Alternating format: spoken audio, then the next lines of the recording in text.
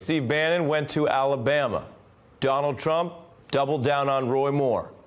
But last night was not about the politicians or the Breitbart pundits. It was about the people's decision. And Alabama voters told Roy Moore, no means no.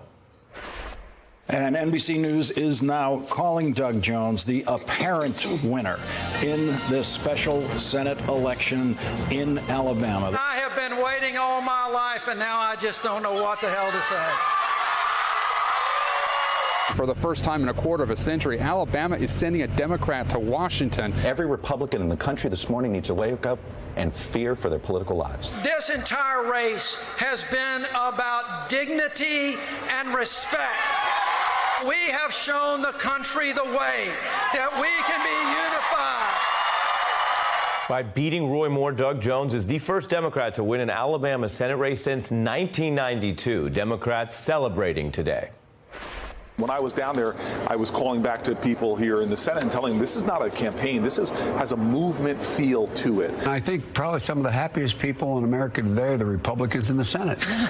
I think this was a true referendum, at least in the African-American community, against the Trump administration and its policies. You had a huge turnout, not just of Democrats, but independents, and people really rejecting the kind of crude Trumpism that we've seen.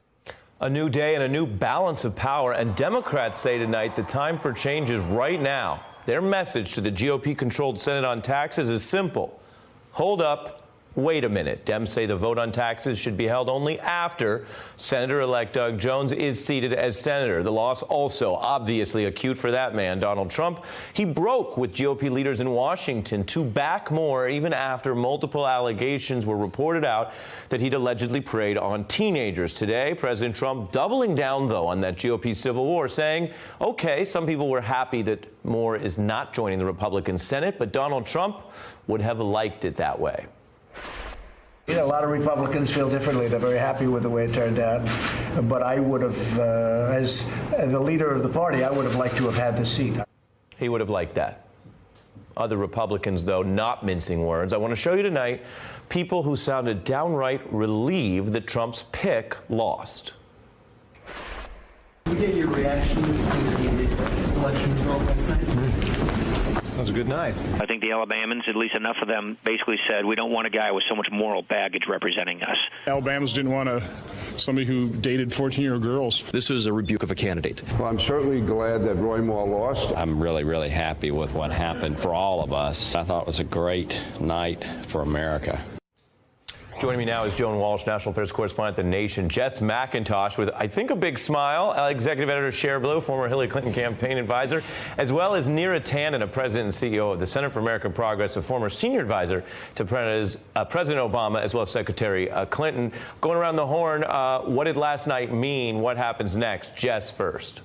Yeah, I mean, obviously I have a big smile. It was a wonderful night for Democrats, and as Republican Senator Bob Corker said, a wonderful night for America. But I think it also really matters what happened on the other side, which was that Donald Trump and Steve Bannon and Mitch McConnell cemented the Republican Party as a safe space for pedophiles. They don't get to walk that back now that they lost their gambit. That's something that's going to follow them through 2018 and probably for the rest of their careers and lives. Neera. Well, I thought it was an incredible victory. Obviously, I think the fact that you had African Americans and millennials really turn out shows that, you know, people are tired of the daily, almost hourly assaults on the dignity of their fellow Americans and are going to come out to the ballot box. I also think that Republicans who wake up today and think the answer to their problems is to jam through an incredibly unpopular tax bill, one of the most unpopular bills we've ever seen, are not understanding what's happening in America. This is a rejection of not just people, but the policies of the Republican Party. Party. Moderate women came forward as well and said enough is enough. But also, you know, this tax plan wasn't helping galvanize Republicans for them. Donald Trump told them every day, vote against Doug Jones because he won't support the tax plan. Well, that did not work in the conservative state of Alabama. You make two great points that I want to get to, Neera. I mean, number one, the Trump closing argument was taxes. The Doug Jones closing argument was CHIP, children's health care, paying for people, among other things. And he brought it up again in speech last night. So, and then you mentioned who powered the victory, this multiracial coalition, one that Senator-elect Jones was calling a coalition of dignity. So getting to both those points, first, let me show Senator Warren to Joan Walsh here. Senator Warren talking about the tax point Neera just raised. We believe that no middle-class family in this country should have to pay more in taxes so that giant corporations and billionaires can pay less. Are you ready to tell Mitch McConnell no vote on the Republican tax scam until Doug Jones takes his seat in the Senate? No vote! No! Well, you know, there needs to be a lot more of that, Ari, because I really think that Mitch McConnell is just going to power through and vote without Doug Jones in the Senate, which is really awful. Harry Reid waited for Scott Brown from Massachusetts to be seated before the next vote on the ACA. There's so much precedent for waiting. It's a clear mandate. They clearly have a senator, and the idea that Mitch McConnell just thinks he can shrug it off and, you know, keep Luther Strange in there so he has a Republican vote, despite what the voters of Alabama said, is really troubling to me. And yet, this is what we saw last year, and I feel like if I have one regret about last year, I really wish I'd made a bigger deal from my particular pulpit about Merrick Garland and about the shocking breach of norms and decorum and fairness and not rules, because he did it. And this is the same kind of thing, to steal a Supreme Court seat from Barack Obama and now to steal a Senate seat from the people of Alabama and leave a guy in there who is going to vote for this awful tax bill. Right, and because you mentioned rules, I mean, Neera, this is a seat that was vacated because Jeff Sessions joined the administration, and so the people of Alabama got a choice. They made that choice last night. There isn't a great procedural or legitimacy argument I'm aware of about delaying that governing. The other point to put up as promised, you know, if I make a promise, Neera, to revisit both of your points, I'm going to try to do it, was the coalition. So putting it up on the screen for your analysis, 58% of women going for Doug Jones in Alabama, a key margin for him. 96% of African Americans in Alabama, Neera. Yeah, and African Americans, women, were actually the strongest vote. I think this is a critical issue. We saw a massive gender gap in Virginia, and we did see a massive gender gap in Alabama. Women are coming out strong. Now, that is powered by women of color, particularly African American women.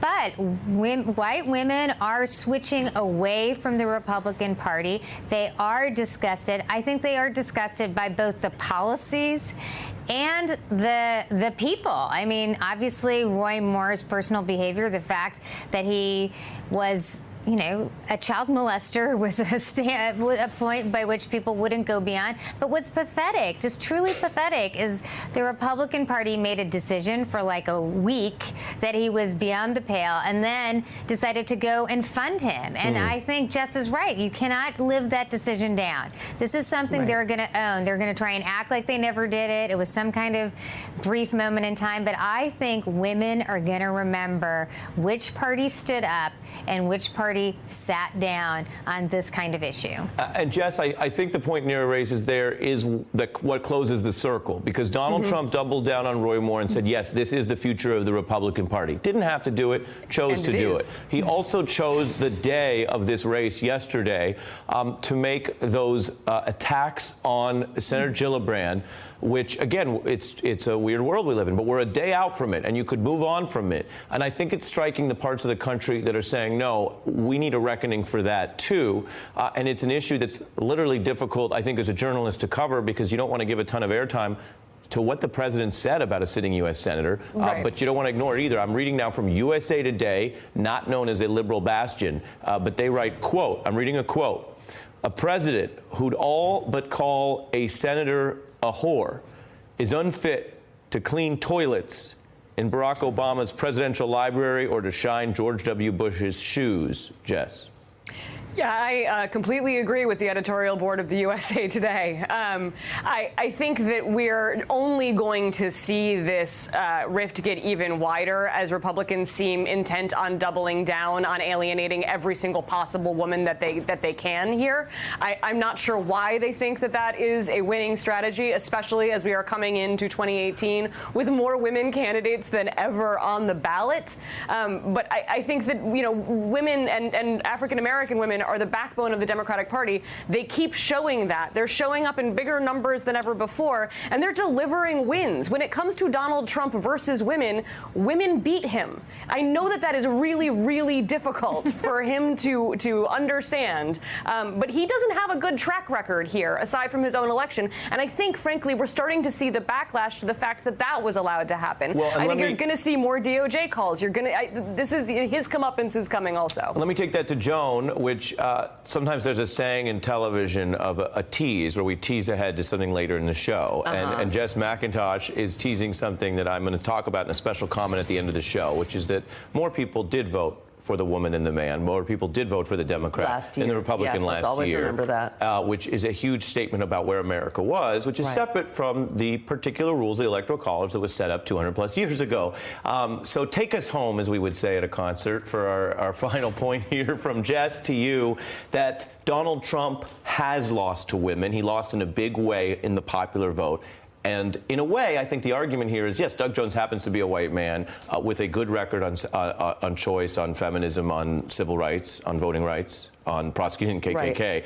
Right. So the identity politics aren't just about what you look like, are they? Maybe they're also about what you stand for. What you stand for, absolutely. It's not about what you look like, and I think it's really important to remember that. The resistance is powered by female anger and pain. Donald Trump did lose to Hillary Clinton in the popular vote last year. He got elected. He's in the White House, despite 16 and maybe now it's 18 women with credible sexual harassment or assault claims against him. That was really intolerable for a lot of us, and that's what you're seeing now. My favorite, I'm sad for my white sisters, because once again, we did vote for the Republican. However, the best number I heard today is that Mitt Romney won white, college-educated women 5 years ago by 55 points.